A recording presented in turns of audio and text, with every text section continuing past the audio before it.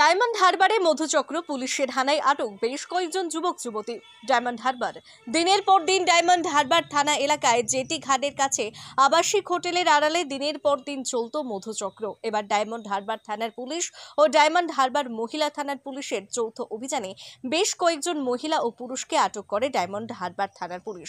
Diamond Harbour থানার কাছে 117 নম্বর জাতীয় সড়কের পাশে গজিয়ে উঠেছে বেশ কয়েকটি আবাসিক হোটেল, আর সেই হোটেলের আড়ালে দিনের পর দিন চলত মধুচক্র।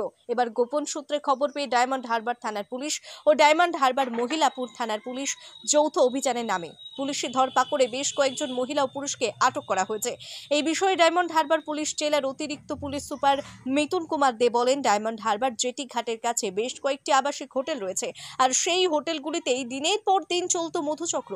গোপন সূত্রে খবর পেয়ে শনিবার দুপুরে ডায়মন্ড হারবার থানার পুলিশ ও ডায়মন্ড হারবার মহিলা থানার পুলিশ যৌথ অভিযানের নামে বেশ কয়েকটি আবাসিক হোটেলে অভিযান চালিয়ে বেশ কয়েকজন মহিলা ও পুরুষকে আটক করা হয়েছে। এর পাশাপাশি সম্পূর্ণ বিষয় খতিয়ে দেখা হচ্ছে।